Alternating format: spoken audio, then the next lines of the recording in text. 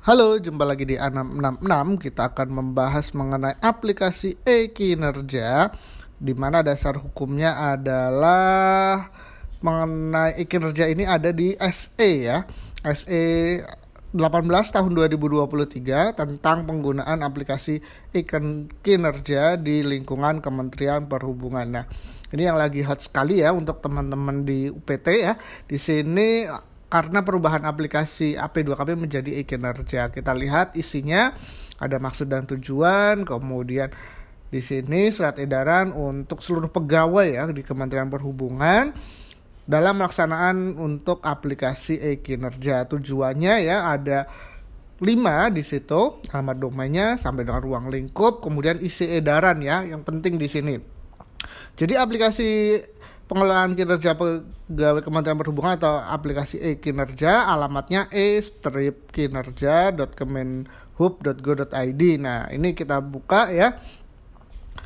Kita lihat dulu alamatnya e-kinerja.kemenhub.go.id. Nah, muncul halaman login seperti ini.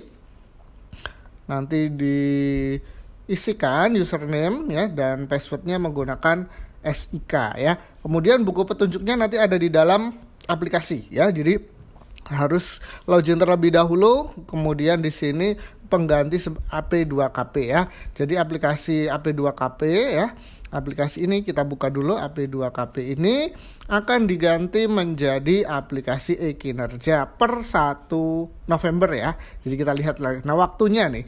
Waktunya pelaksanaannya ini kita lihat poin yang utama ya, penggunaan aplikasi ini untuk ditetapkan pada jabatan terakhir setiap pegawai ya. Jadi setiap pegawai punya jabatan terakhir di tahun berjalan ya. Nanti digunakan untuk misalkan ada kekurangan-kekurangan ya dari aplikasi, ada error-error, silahkan sampaikan sampai dengan bulan September 2023. Artinya sekarang sudah lewat, sudah dianggap sudah sesuai ya. Jadi nanti kalau memang ada kendala-kendala bisa diadukan ke pusdatin@kemenhub.go.id atau biro sdm@kemenhub.go.id.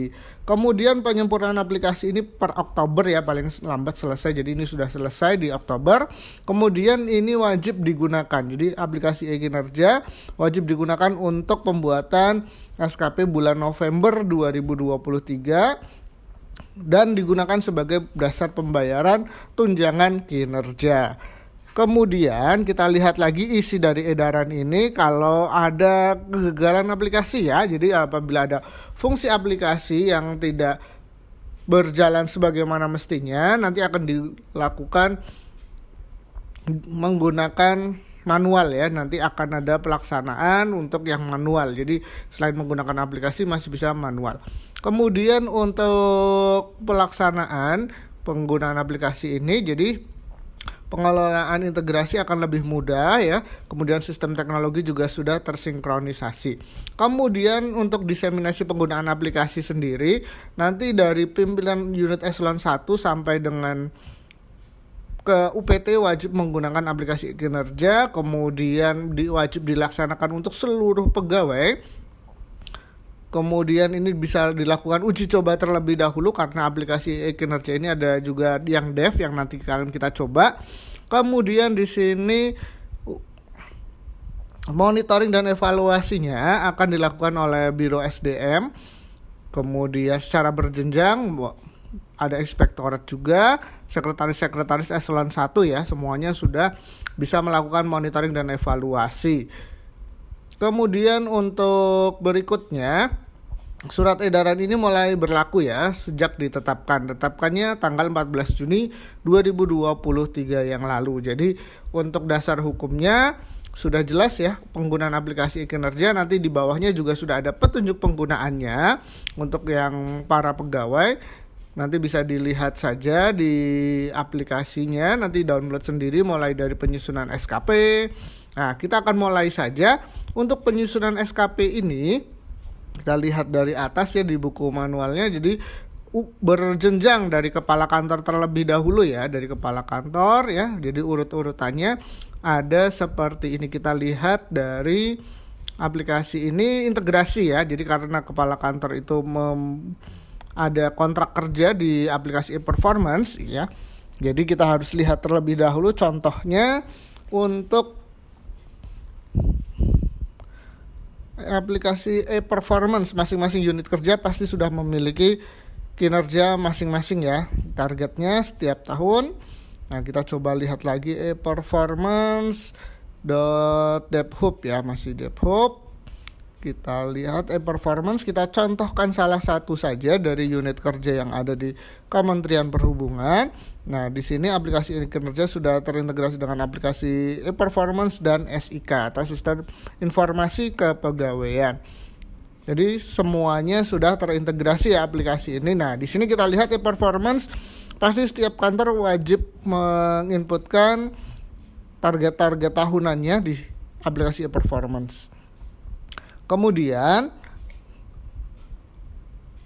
unit kerja wajib melakukan input ya, pastikan nanti di e-kinerjanya sudah ada. Kalau belum ada maka belum bisa melakukan input dari aplikasi e-kinerja ini. Nah, contohnya seperti ini.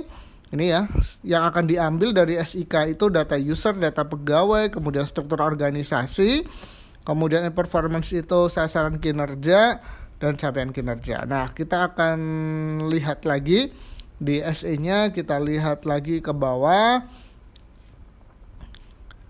Nah, di sini usernya siapa saja yang wajib atau ada di aplikasi ini. Ada admin eselon 1, admin eselon 2 atau kepala di kantor ya, kantor masing-masing, user pimpinan atau pejabat penilai, dan user pegawai. Jadi ada 4 kategori besar user atau pengguna aplikasinya.